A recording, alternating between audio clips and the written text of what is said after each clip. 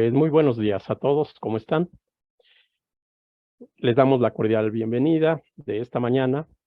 Yo soy Arturo Ahmed Romero, soy comisionado de la Comisión de Innovación y esta mañana les vamos a comentar que el Foro de Innovación Editorial, auspiciado por la Cámara Nacional de la Industria Editorial Mexicana y Editamos. Este es un foro de reflexión, de debate y de actualización de conocimientos sobre el mundo actual. Es un foro que tiene como objetivo principal abrir un panorama sobre la industria editorial y lo que está pasando en el mundo del libro. Vamos a tener enseguida la bienvenida del ingeniero Hugo Setzer, que es presidente de la Cámara Nacional de la Industria Editorial Mexicana, y a continuación del maestro Diego Echeverría, coordinador de Comisión de Innovación. Así es que podemos empezar, por favor.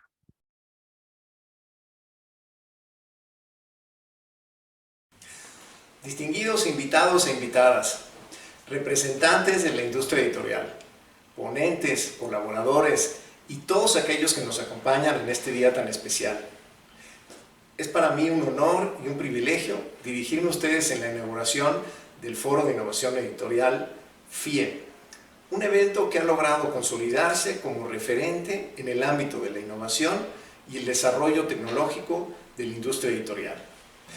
Hoy nos encontramos celebrando la 7ª edición de este foro que inició su trayectoria en 2017.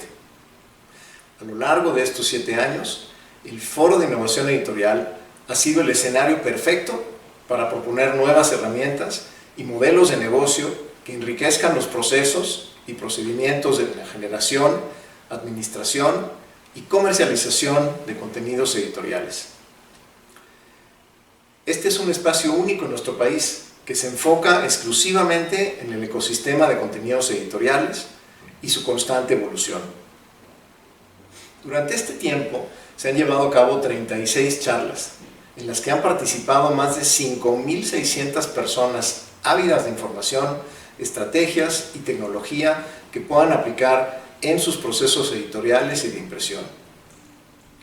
Esto demuestra el interés y la relevancia que tiene el Foro de Innovación Editorial como un punto de encuentro para profesionales y expertos del sector. En esta edición 2023 queremos enfatizar en temas cruciales para la industria editorial. Nos centraremos en los multiformatos, la accesibilidad, la seguridad, las tendencias y la irrupción de la inteligencia artificial como un aliado que puede ser riesgoso en el desarrollo de contenidos y en la compleja relación con los derechos de autor. Estamos conscientes de los desafíos y oportunidades que estas temáticas representan y es por eso que hemos seleccionado un calendario de conferencias que abarcarán cada uno de esos aspectos.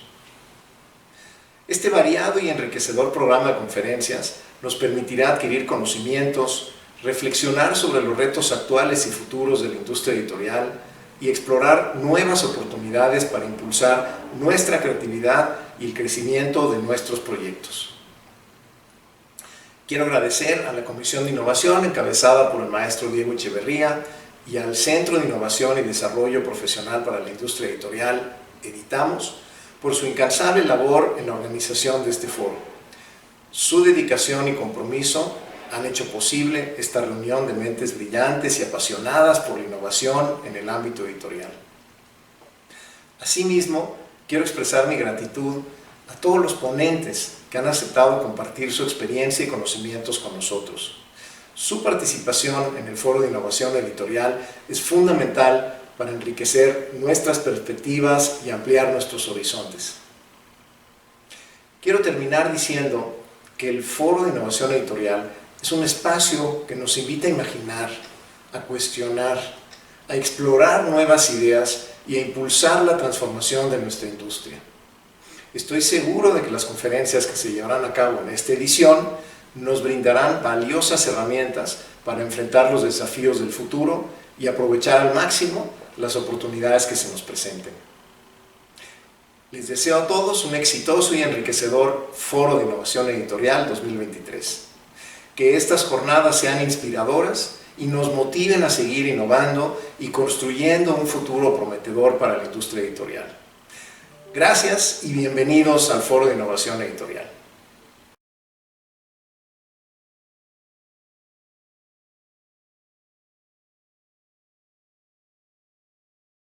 Estimadas y estimados todos, bienvenidos a la edición 2023 del Foro de Innovación Editorial. Antes que nada, me gustaría agradecerles a ustedes por conectarse y por regalarnos un momento de su tiempo. También, por supuesto, agradecer al ingeniero Hugo Setzer, el presidente de nuestra Cámara, por sus palabras y por su apoyo constante a esta iniciativa. Hay que destacar que es gracias al trabajo de los participantes de la comisión y de los integrantes de Editamos y de la Cámara en sí que esto es posible. Muchísimas gracias a todos ustedes por hacerlo posible. Tenemos muchísimas pláticas preparadas para ustedes y estamos sumamente emocionados. Hoy tenemos Inteligencia Artificial en la Industria Editorial de Contenidos y Entretenimiento por José Alberto Parra. El 27 de julio, que nuestros audiolibros se escuchen por Carlos Rojas. El 10 de agosto, el papel de las editoriales en el aula invertida por Cristina Vázquez. El 24 de agosto, la Industria Editorial Mundial, Tendencias Actuales por Emma House. 7 de septiembre, Ciberseguridad, Andrés Velázquez. 21 de septiembre, Accesibilidad en la Industria Editorial por Ana María Bermúdez. 5 de octubre, Inteligencia Artificial y Derechos de Autor por José Luis Caballero.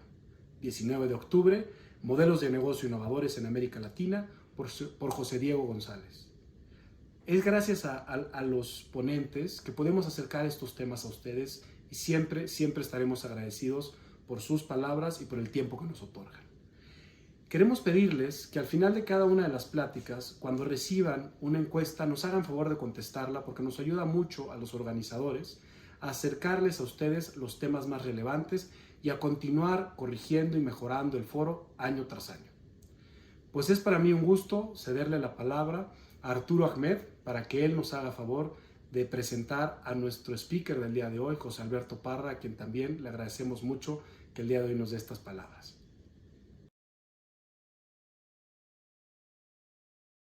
Pues muchas gracias a Hugo Setzer, presidente de la Cámara Nacional de la Industria Editorial Mexicana, y al maestro Diego Echeverría, coordinador de la Comisión de Innovación.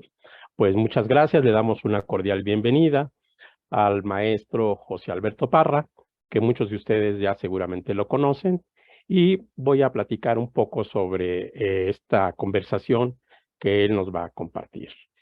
Inteligencia artificial, qué está ocurriendo y el impacto en la industria de contenidos y del entretenimiento.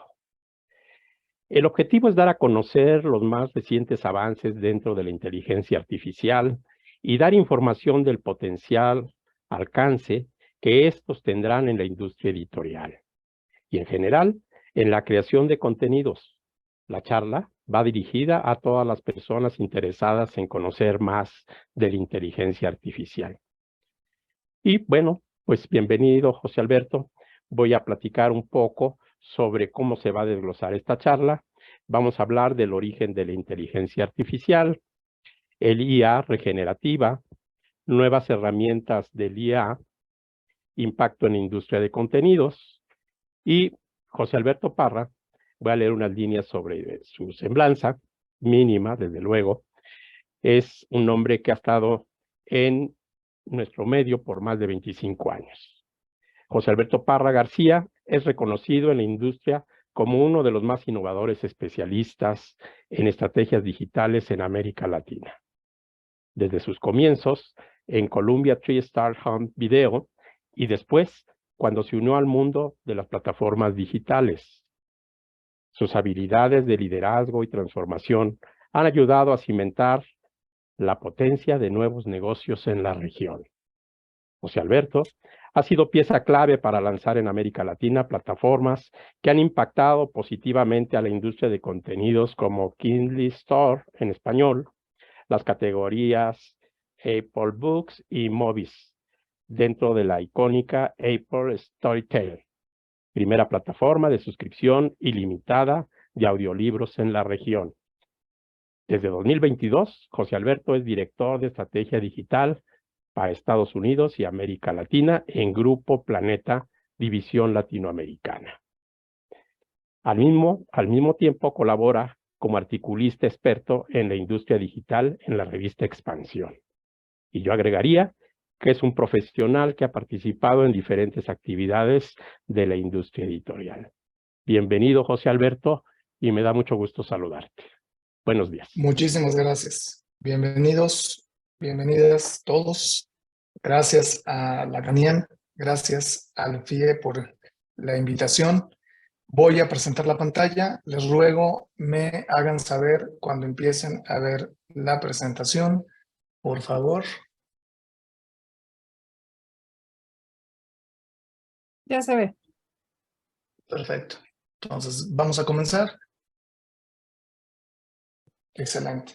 ¿Cuál es la idea de la presentación? Agradezco mucho la presencia de todos ustedes. Sé que hay más de 200 personas. Estoy muy entusiasmado de poder compartir este panorama general de lo que es la inteligencia artificial. Yo sé que hay muchos cambios, hay muchas inquietudes, como siempre que llega una tecnología nueva al mundo y a nuestra industria en particular. Todo esto va cambiando constantemente. Prácticamente mes con mes estamos teniendo cosas nuevas. Entonces, la idea de esta presentación es dar un panorama de dónde viene la inteligencia artificial, qué efectos tendrá la generativa y la regenerativa en la creación de contenidos y brevemente hablar acerca de ciertos riesgos y oportunidades que considero todos los que estamos involucrados en la industria tenemos que tomar en cuenta. Entonces, vamos a comenzar. Primero me gustaría empezar con este concepto de groundswell.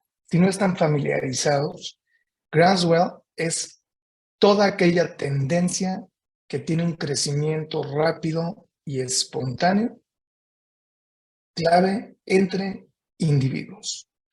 Un ejemplo muy reciente y muy sencillo es las voces de Siri y Alexa, en donde es algo que ha pasado en los últimos años y ha tenido una adopción muy espontánea y rápida.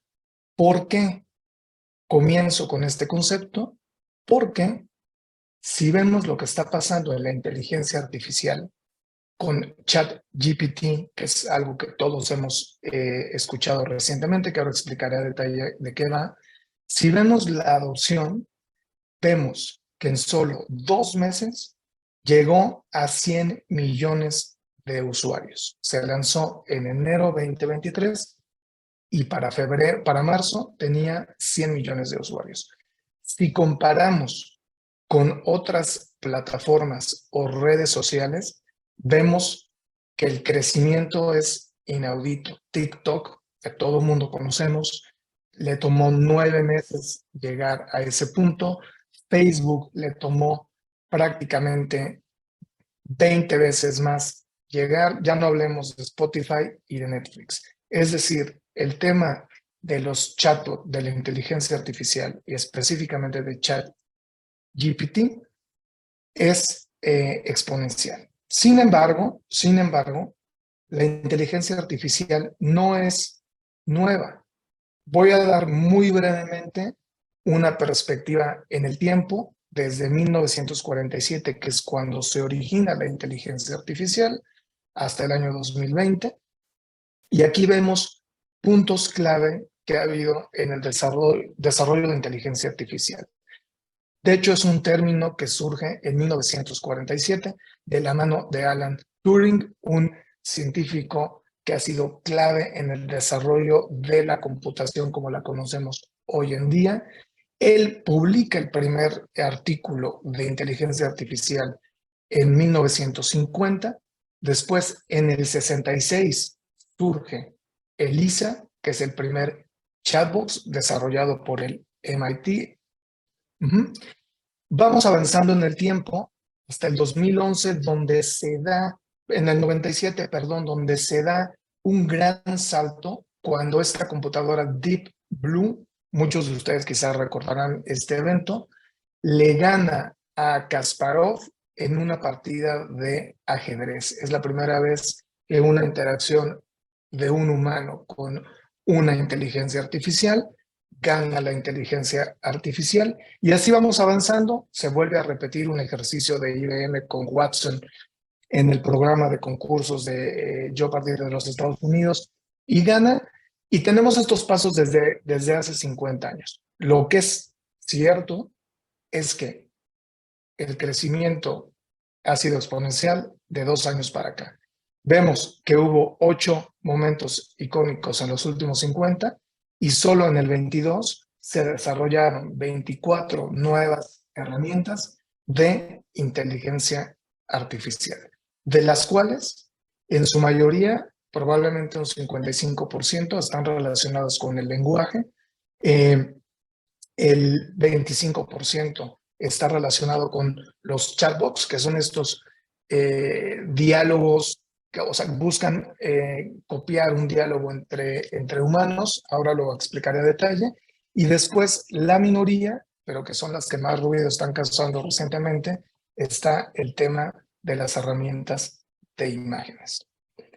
Ahora bien, ¿en dónde está ocurriendo el desarrollo de estas plataformas? Me parece también clave porque necesitamos saber dónde se está invirtiendo, qué país se está invirtiendo, porque son los que finalmente llevarán de la mano la legislación y sobre todo los avances.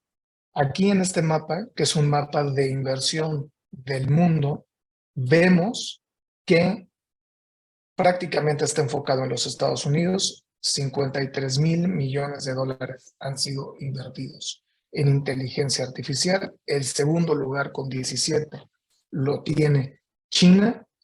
América Latina no pinta prácticamente, e incluso si sumáramos los principales países de Europa como Gran Bretaña, Alemania, Francia, Portugal y España, no llegarían ni a 10,000 millones, ¿no? Entonces, aquí vemos dónde se está poniendo, quién está poniendo la inversión, y esto obviamente dará control acerca de los parámetros de la legislación y de los controles. Entonces, me parece que es un panorama importante a tomar en cuenta y también ver, no solo la oportunidad, verlo como oportunidad de inversión, porque es verdad que hay un estudio de Deloitte en donde las empresas que están invirtiendo en inteligencia artificial tienen un retorno mayor al 30%. Sobre todo, destacar que América Latina no está ocurriendo a nivel de gobierno, a nivel de industria, a nivel nada, el tema del desarrollo de inteligencia artificial. Entonces, va a tener un impacto quizá mayor porque terminaremos adoptando cosas que no están adecuadas a la realidad nuestra.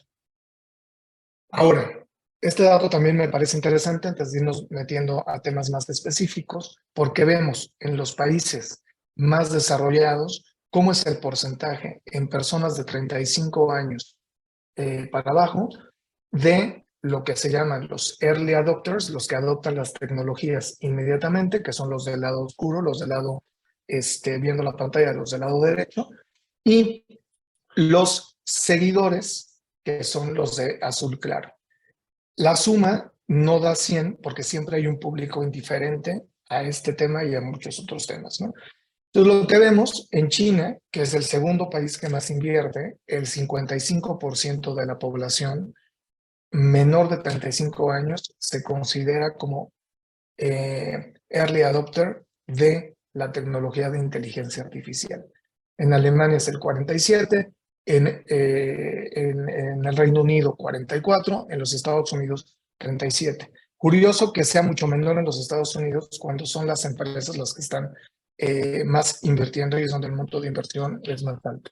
Entonces, ¿esto por qué es importante? Porque finalmente es esta generación que está creciendo con la inteligencia artificial la que regirá las industrias y regirá no solamente la creación de contenidos, sino finalmente la misma legislación y los mismos desarrollarán las herramientas con los nuevos parámetros de inteligencia. Entonces, me parece clave ver que hay toda una brecha generacional clara que está pasando en los países más desarrollados y que el foco de inversión está siendo en los Estados Unidos. Ahora bien, entrando un poco ya más al tema, ¿qué es la inteligencia artificial? Quizá muchos ya conocen qué es, pero creo que un panorama general no está de más porque siempre estamos escuchando términos nuevos, siempre estamos escuchando nuevas herramientas. La inteligencia artificial es el desarrollo de sistemas informáticos capaces de realizar tareas que requieren la inteligencia humana. Esto es una definición de la Universidad de Oxford y me parece clave aquí la parte que dice que requiere de la inteligencia humana. Es decir, bajo esta definición, esta inteligencia está acotada a ser una herramienta que necesita del input del ser humano. Existen dos tipos de inteligencia artificial. La primera es la generativa. La generativa es aquella que se centra en la generación de nuevos contenidos, como imágenes, música, texto. Es la que quizá tenga un impacto mayor en la industria editorial. Y, ojo, genera nuevos contenidos mediante el aprendizaje de patrones y estructuras a partir de datos existentes. Es decir, depende de algoritmos y requiere de un entrenamiento a través de darle datos de la data que vamos poniendo. Entonces, esa es la generativa. Mucha gente la está definiendo como una herramienta nueva de creatividad. Sí, puede ser una herramienta nueva de creatividad, pero creo que el punto más importante es que, una, es a partir de datos existentes, es bajo aprendizaje de patrones y depende del entrenamiento que uno le dé. Si nos vamos a la inteligencia artificial regenerativa, se va al siguiente paso. Es decir, no solo crea contenido nuevo, sino que participa activamente en el perfeccionamiento y la evolución. Es decir, se está utilizando, por ejemplo, mucho actualmente en medicina, en donde se puede hacer un estudio médico de muchos años, se pone la información, la base de datos, los resultados, se corre un análisis y después se sigue alimentando y la misma herramienta ya no necesita de un entrenamiento nuevo, ya va aprendiendo qué hacer y cómo optimizar el análisis de los datos, dependiendo de su cantidad, dependiendo de las variables nuevas, en fin, va mejorándose. Entonces, por eso se llama regenerativa, porque no es una respuesta a comandos específicos y a entrenamiento específico, sino que aprende a autogestionarse. Entonces, estas son dos definiciones que me parecen clave. Voy a empezar hablando de herramientas generativas. Vamos a ir pasando de imágenes hasta llegar al tema de los textos y del impacto de la industria editorial. Entonces, vamos a comenzar. Estas son modelos generativos que han surgido en los últimos años. Está Geniverse, está GPT, que todo el mundo conoce, GPT-4, ahora ya está GPT-5 y DALL-E. ¿Qué pasa? ¿Cómo funcionan estas herramientas? Vamos a ver generación de imágenes en base a comandos específicos.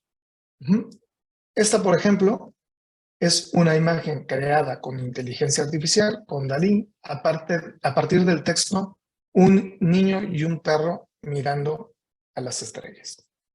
Es un comando sencillo, ¿no? Pero nos da una imagen que es buena, es creativa y se puede utilizar. Si damos un comando más vago,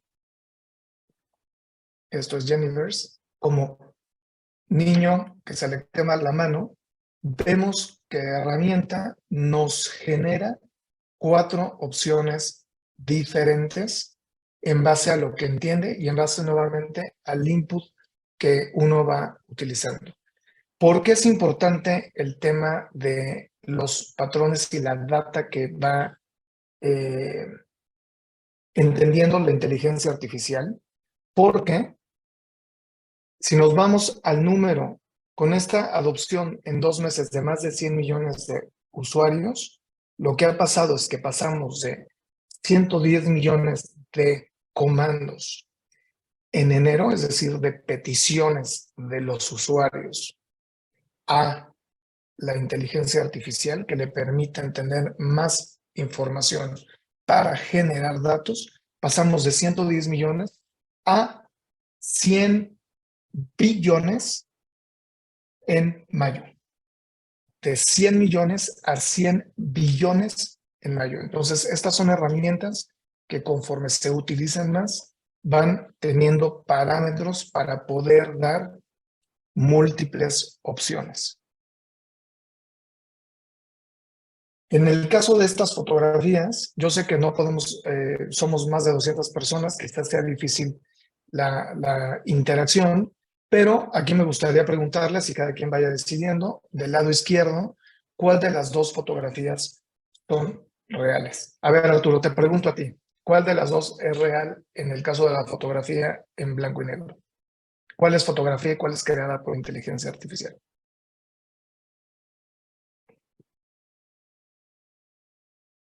Creo que estás muteado.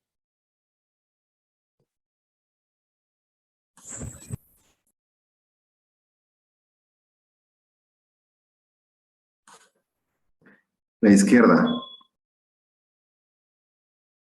Pues no, es la de la derecha. La de la derecha. Y en el caso de... Es la del soldado, ¿no? La del soldado es la real. Exactamente. La del soldado es la real.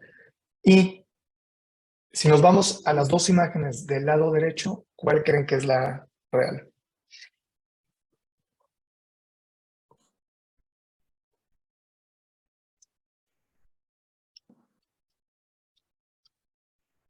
La de la alfombra roja. La de la alfombra roja, efectivamente. Entonces, aquí, obviamente las dos imágenes pueden totalmente confundir y son muy buenas, pueden aparentar reales. Aquí el tema del ejercicio es ver un ejemplo de qué tan específica tiene que ser la instrucción. Pasamos de niño que se le quema la mano a vean la instrucción que se le tiene que dar para conseguir efectos más reales, ¿no? Soldados besándose antes de salir de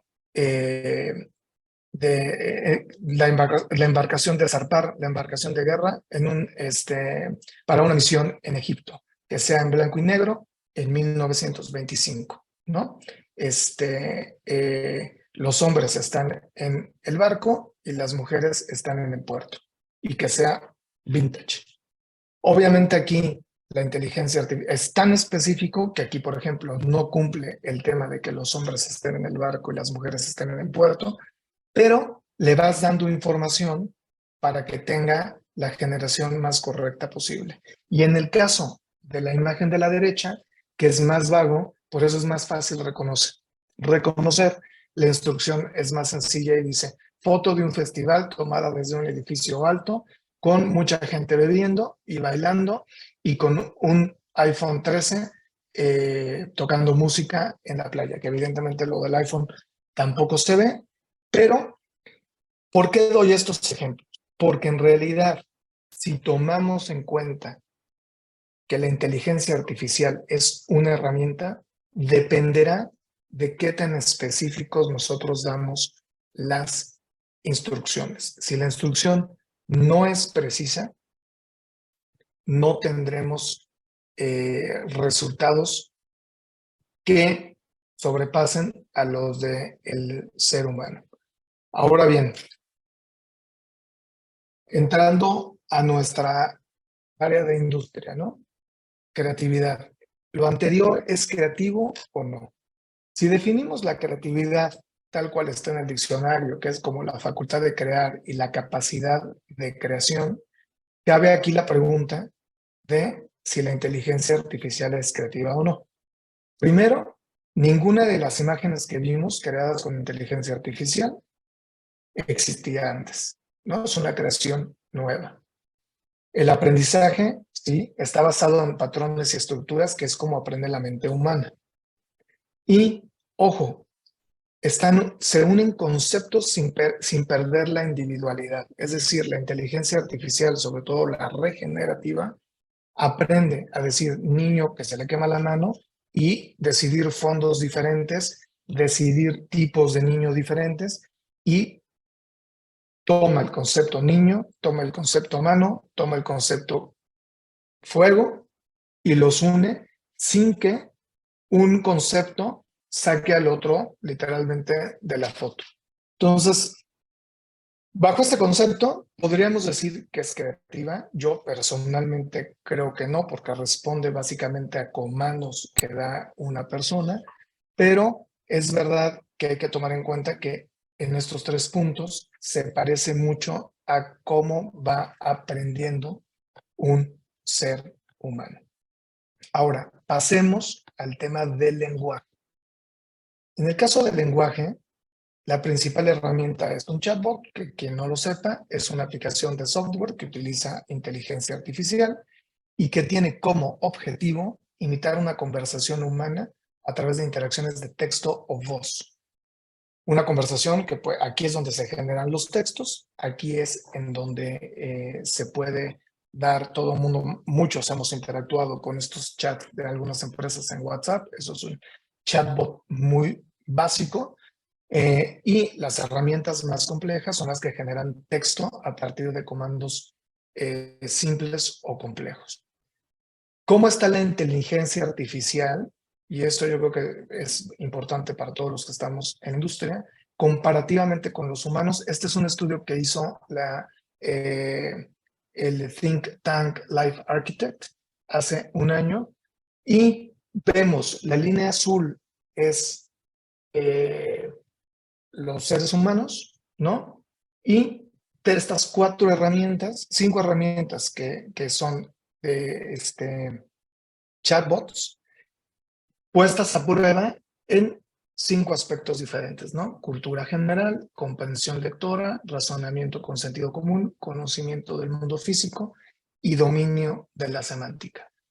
Obviamente, entre más complejo es el concepto, más difícil que alcancen al ser humano. Es decir, cultura general es un concepto muy ambiguo, puede ser basado en datos cerrados y aquí supera. La comprensión lectora también nos iguala, prácticamente estamos igual, pero también puede resultar un poco ambiguo cómo mides la comprensión lectora. Cuando vamos a razonamiento, conocimiento del mundo físico y dominio de la semántica, ahí seguimos estando arriba, sin embargo, va creciendo a pasos agigantados. Esto, ¿por qué es importante? Porque en la creación de textos a través de inteligencia artificial es donde puede tener un impacto mayor. ¿Qué está pasando en la industria del libro y en la industria de la creación de texto con la inteligencia artificial? Bueno, vemos tendencias desde autores que hoy están escribiendo sus novelas ayudados con estas herramientas de chatbot. Vemos también a empresas que se están dedicando a publicar en plataformas como Amazon, donde la promesa es escribe tu libro en una semana, y incluso plataformas en donde ya, por ejemplo, Amazon tiene más de 200 títulos creados a través de herramientas de inteligencia artificial y que están disponibles ahí en la plataforma. Están todas etiquetadas como inteligencia artificial, pero ya es algo que está la gente explorando desde el punto de vista del autor, desde el punto de vista de la plataforma. Evidentemente, lo comentaré al final, está el tema de la propiedad intelectual y de los derechos de autor. Yo lo que he consultado con abogados, hoy la propiedad intelectual no se le puede asignar más que a una persona, a un ser humano. Por lo tanto, esto no tiene protección de derechos de autor de acuerdo a la legislación actual. O sea, la plataforma ChatGPT no podría tener los derechos de explotación de esto. Pero el autor que comentaba aquí, que tenía su libro creado en una semana, Eric Silverstein, Si él creó un texto utilizando por un chatbot y después, a partir de ahí, mejoró, pulió e hizo su novela, eso ya sí puede ser registrado con derechos de autor. Entonces, yo creo que aquí es importante el reto de, por un lado, que las plataformas sean transparentes, como lo está haciendo Amazon al etiquetar claramente esto es un libro creado por inteligencia artificial, y nosotros desarrollar una capacitación para poder detectar textos que estén creados ahí, incluso por autores que después nada más los terminen puliendo, ¿no? Eso es en cuanto a los textos, a los escritos, al escrito, ¿no? Al lenguaje escrito. Si nos vamos a las voces, voy a ponerles 3 ejemplos de voces sintéticas. Up until now, she had not been very forthcoming with him. She really wanted to make that up to him tonight. She stretched out in the sand. A holiday romance was a beautiful thing, and Aruba was paradise on earth.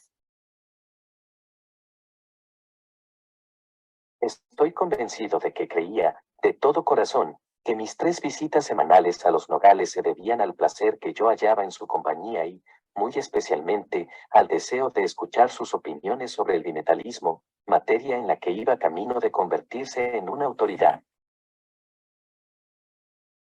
La Guerra de los Mundos. De H.G. Wells. Libro primero. La llegada de los marcianos. 1. La víspera de la guerra.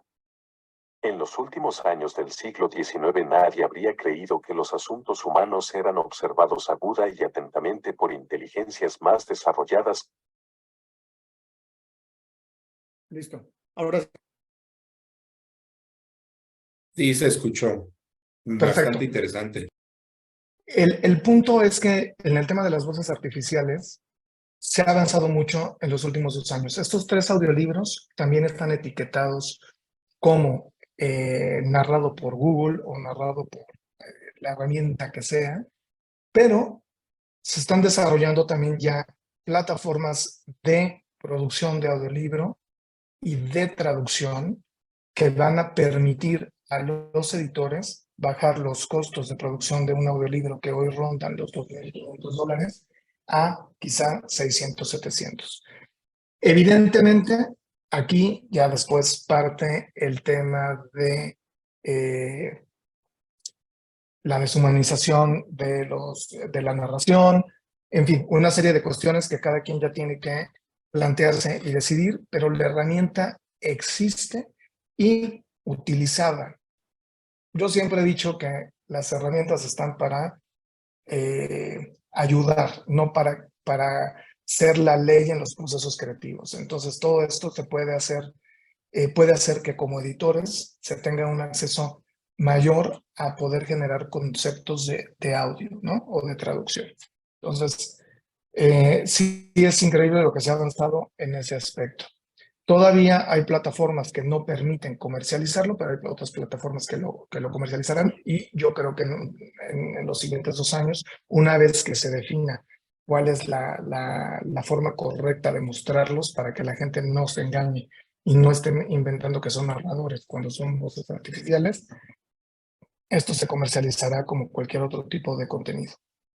Ahora bien, muy rápidamente, porque el tiempo se nos va, no quiero dejar de tocar un punto que normalmente pasa de largo, que es el tema del impacto ambiental que tiene la inteligencia artificial. O sea, hoy una instalación de servidores de Google utiliza 18 millones en un solo año de litros, y con el tema de la inteligencia artificial, porque no olvidemos que todos estos son datos y servidores y procesadores, y que, como comenté, el número de datos ha crecido de 100 millones a 500 billones en el transcurso de meses. Se espera que para el 2040 la industria de la información tenga un impacto del 14% de las emisiones de carbón del mundo. Entonces, eso, si bien no nos atañe la inmediatez, o sea, hay otras preocupaciones comerciales, yo no quisiera dejarlo de lado porque claramente es un impacto muy importante, ¿no? Hicieron un estudio en Bélgica, y este centro existente de Google, aún sin estar la inteligencia artificial desarrollada a tope, ya utiliza la misma cantidad de agua de 17.500 familias, ¿no? Entonces, también están surgiendo empresas que se están encargando ya de medir el impacto y de tratar de que la inteligencia artificial se desarrolle en un marco de beneficio y no negativo, ¿no? Para ir cerrando, obviamente yo creo que como todas las tecnologías nuevas hay oportunidades y retos, ¿no? Está como comenté, una reducción de costos de producción que puede ser equivalente a mayor volumen de títulos. El impacto en la industria, pues está en la creación de texto, pero en la optimización de traducciones, en la generación de imágenes, en el manejo de la metadata, ¿no? También está impactando en los canales de comercialización, porque no olvidemos que la inteligencia artificial, por ejemplo, para todos los medios digitales, todas las plataformas digitales, está entrenando también a los algoritmos, que es quien finalmente recomiendan los productos que pueden estar ahí, ¿no? Y como dije, los retos son la calidad y la deshumanización, el tema de derechos de autor y propiedad intelectual.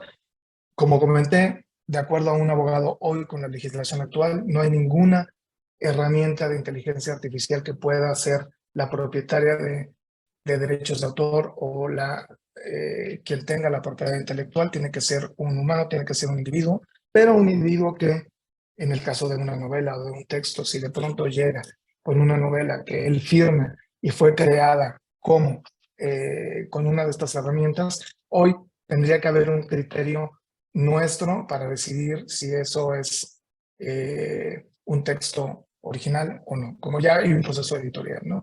Y yo sé que en octubre habrá una charla específicamente de derechos de autor dentro del FIE e inteligencia artificial por José Luis Caballero el 5 de octubre, pero me gustaría comentar algunos aspectos que está viendo, sobre todo en la Unión Europea, porque a pesar de que no está dentro de las 3 regiones que más invierten, se están dando ya los primeros pasos para generar un marco regulatorio con la Ley de Inteligencia Artificial que busca regular el uso de fuentes de información y de los datos que nutren los modelos generativos. Es decir, tendría que quedar muy específico cuáles son las fuentes que están dando esos resultados. Y también impone restricciones para usos que puedan vulnerar los derechos de protección de datos.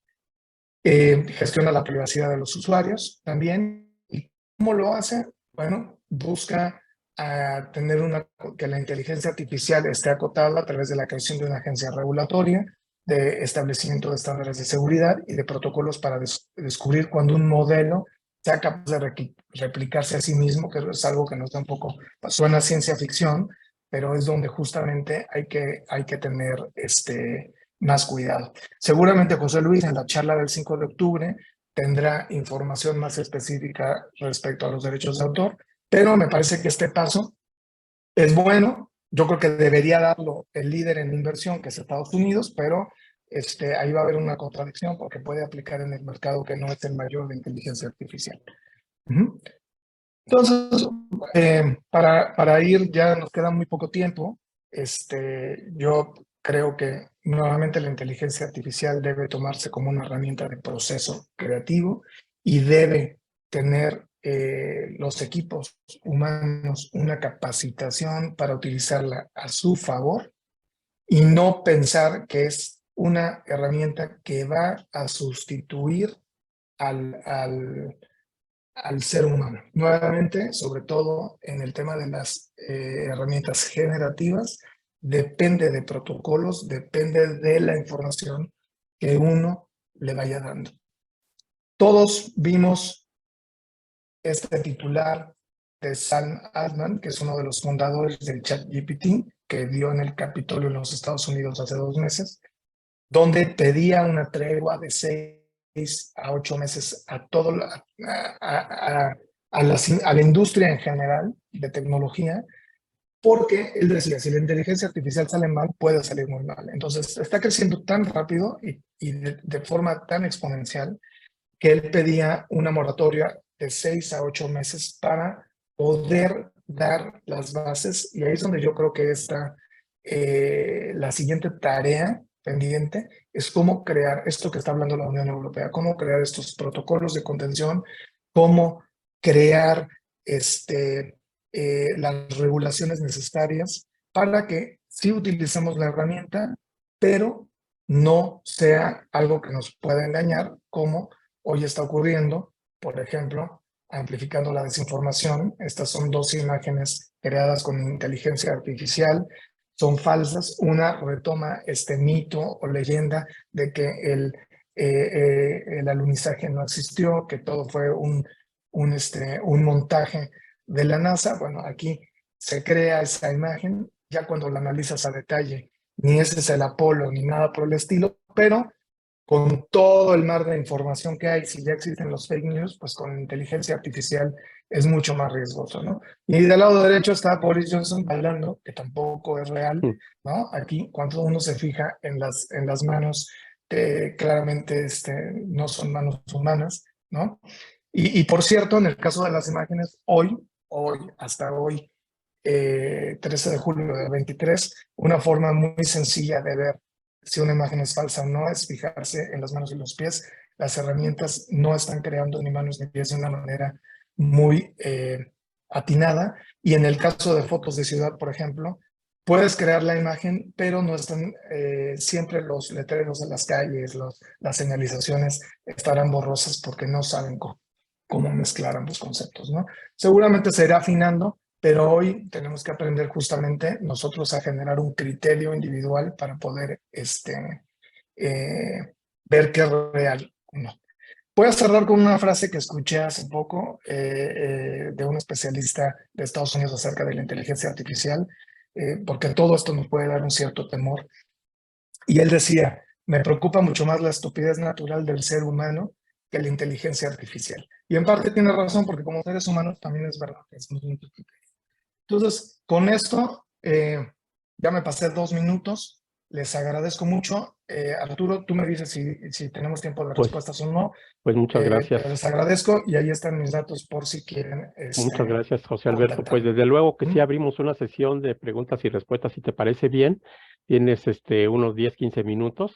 La maestra Claudia Alcalá va a leer las preguntas y si me haces el favor tú las respondes y ya concluimos. Perfecto. Hola Arturo, sí, tenemos una sola pregunta de Alicia Zúñiga que nos dice, desde el punto de vista editorial, ¿cómo saber si un documento es creado por inteligencia artificial?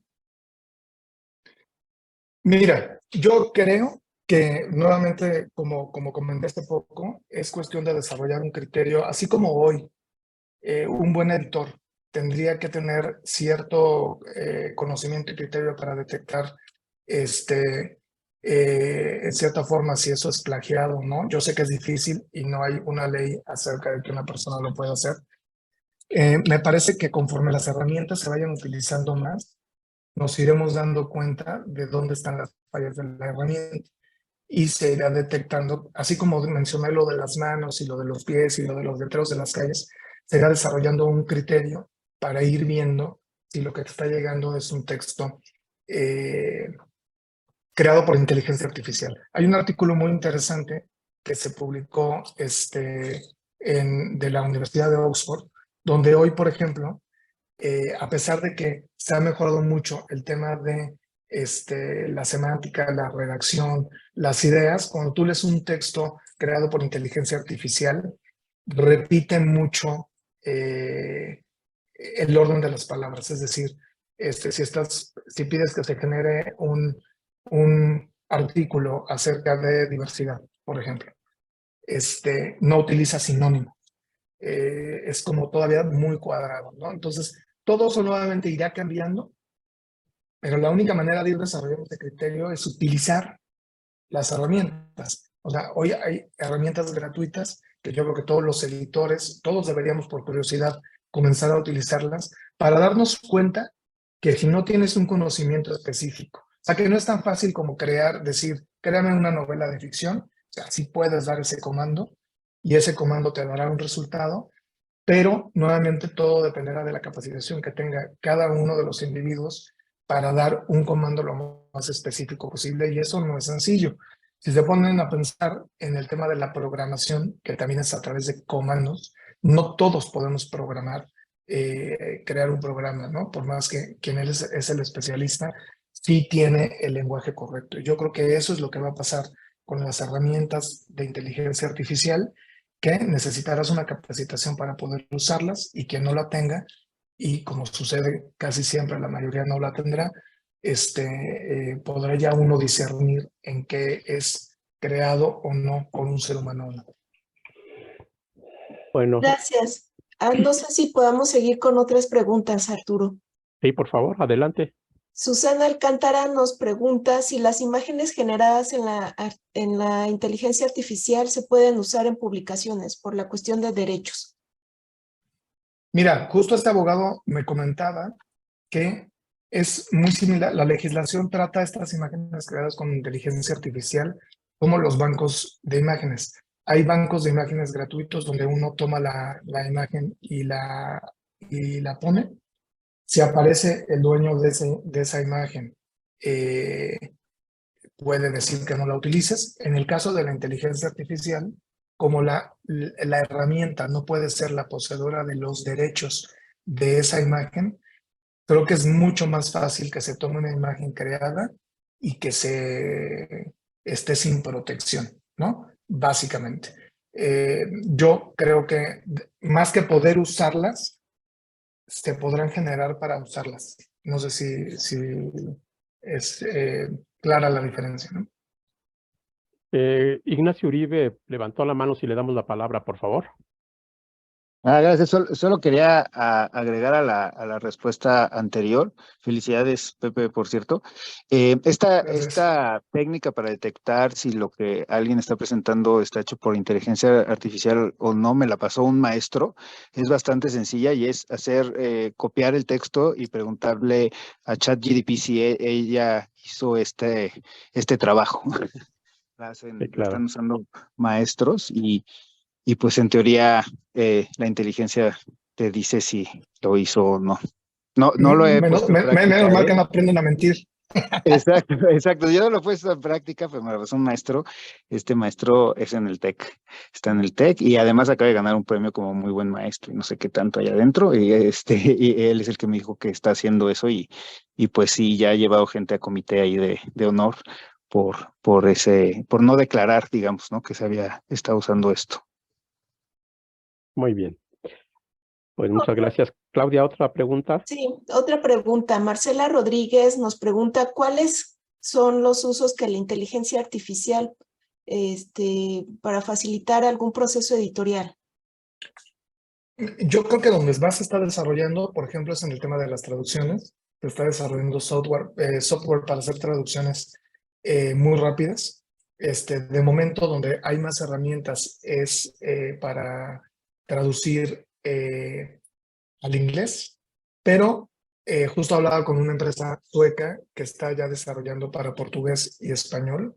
Entonces, por ejemplo, esta empresa, ¿cómo hace? O sea, te traduce, tú mandas un texto, lo traduce con inteligencia artificial, pero después dentro de su servicio tienen a un traductor humano. Ustedes saben que la traducción, lo mejor es que el idioma final, la persona que lo está traduciendo sea su lengua materna. Tienen traductores humanos que dan una corrección y una edición a esa primera traducción de la herramienta de inteligencia artificial. Entonces yo creo que esa va a ser la fórmula, una combinación. Eso está teniendo un impacto muy importante. El tema de las voces artificiales para todo el tema de los audiolibros también está teniendo un impacto claro. El tema de las imágenes, ¿no? Como preguntaron para el tema de ilustraciones y portadas. Y en menor medida, pero creo que el efecto no tardará en llegar, es en el manejo de la metadata, porque con el crecimiento del e-commerce y con el crecimiento del comercio digital, claramente el manejo de la metadata será crucial y cada vez será mayor el número de datos que estamos manejando, ¿no? Sí, Diana Servín nos pregunta también en el mismo sentido, ¿qué herramientas nos puede sugerir para la industria editorial de inteligencia artificial? Bueno, les puedo, si quieres, no tengo el contacto a la mano, pero luego lo paso a la Caniem, esta empresa que tiene esta herramienta de traducción, que tiene varias partes dentro de la misma herramienta.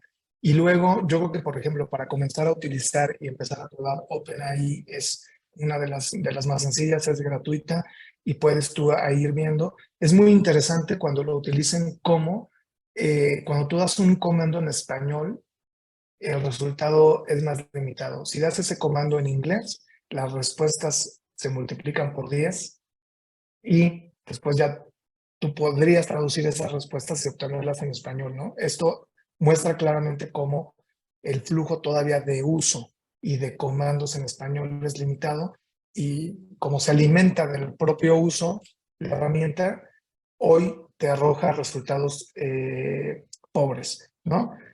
Entonces, pero utilícenla, yo recomiendo el de la traducción se lo paso, Claudia, te lo paso para que lo puedas gestionar, o te escribo Diana directamente, y te lo paso para que puedan hacerlo. Y las de imágenes, estas 3 que mostré, Dalí, Jenniverse, yo creo que son bastante buenas. Sí, y una última pregunta. Por favor. Salvador Robles y Lilian Castañeda nos preguntan si las creaciones realizadas con la inteligencia artificial se pueden proteger con derechos de autor. Según, como comenté, según la perspectiva de este abogado con la legislación actual, las imágenes creadas por inteligencia artificial no se pueden proteger dando los derechos de propiedad a la herramienta. O sea, tú no puedes decir derechos reservados Dalí, ¿no? Derechos reservados Jenniverse. Pero si esa imagen creada con inteligencia artificial fuera después manipulada por quien fuera, ¿no?